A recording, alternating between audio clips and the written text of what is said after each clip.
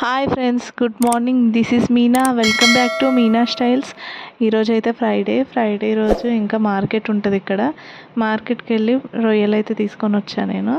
ఇంకా వాటికైతే బిర్యానీ చేయమన్నారు పిల్లలు. ఆ రొయ్యలు టేస్ట్ ఎప్పుడు చేయలేదు, నాకు వద్దు అవి అంటున్నారు వాళ్ళు. ఇంకా కొత్త టేస్ట్ కదా, వాళ్ళు తినలేమంటున్నారు కాబట్టి బిర్యానీలో అయితే ఏవైనా తినేస్తారు కాబట్టి బిర్యానీ చేద్దామని ఫిక్స్ అయ్యాను. ఇంకా బిర్యానీకి అయితే ఫస్ట్ హాఫ్ కేజీ అంటే కేజీ రొయ్యలు తీసుకుంటే అవి హాఫ్ కేజీ వస్తాయి. హాఫ్ కేజీ అయినాయి అవి. హాఫ్ కేజీ రొయ్యలకి పచ్చిమిర్చి ఇంకా పుదీనా వెల్లుల్లి కలిపి మిక్సీ పట్టి ఆ పేస్ట్ని దానికి మొత్తం పట్టించి మ్యాగ్నేట్ చేశాను. ఫ్రిడ్జ్లో పెట్టాను ఒక హాఫ్ అన్ అవర్. తర్వాత దాంట్లో ఫ్లేవర్ కోసం టమాటా ఆనియన్స్ మిక్సీ పెట్టాను. ఇక్కడ రొయ్యలకి ఇందాక లెమన్ పిండలేదు, ఎందుకంటే ఫ్రిడ్జ్లో పెట్టినప్పుడు లెమన్ ఎక్కువసేపు ఉంటే బాగోదని ఇప్పుడు కలుపుతున్నాను. ఇంకా అట్లా మిక్సీ పట్టేసి ఆ పేస్ట్ సపరేట్ ఉంచుకోవాలి.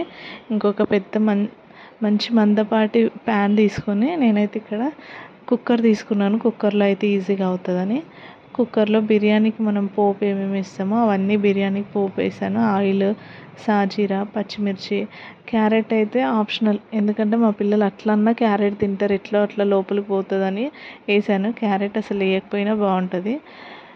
ఇంకా నేనైతే పిల్లలకి పోతుంది, పొట్టలోకి పోతుంది ఎట్లనో అట్లా క్యారెట్ పోవాలని అట్లా వేసాను. క్యారెట్, పచ్చిమిర్చి, ఆనియన్, ఇంకా సాజీరా, అవన్నీ వేసాను.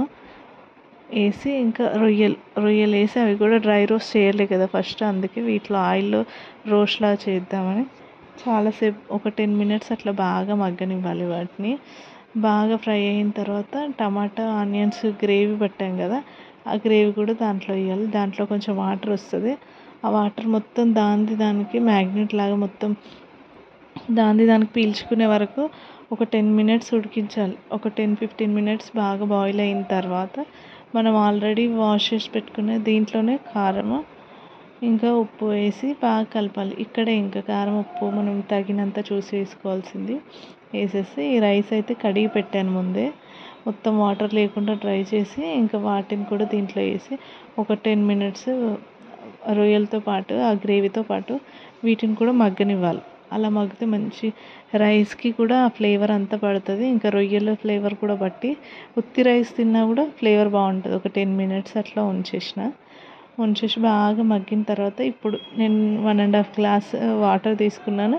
1.5 glassకి 3 glasses రైస్ పెట్టాను.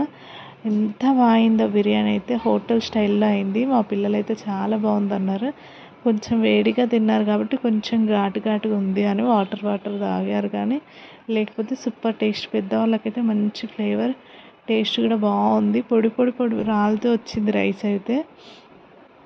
నేను ఒక పక్కన ఆంటీ దగ్గర అడిగి మరీ చేశాను. ఎంత బాగుందో రైస్ కూడా, ఇట్లా అసలు ఒక రైస్కి ఒకటి అతుక్కోకుండా పొడిలాడుతూ సూపర్గా వచ్చింది. ఇంకా పిల్లలు ఎంజాయ్ చేశారు. ఇంకా నైట్ తిన్నారు. ఇంకా మార్నింగ్ బ్రేక్ఫాస్ట్కి కూడా అదే తినేసి ఇంకా రాగి జావ చేశాను. రావి జావ కూడా తాగి మంచిగా వెళ్ళిపోయారు వాళ్ళు. ఇంకా నేనైతే వీడియో ఎడిట్ చేస్తున్నాను. Bye friends, thank you for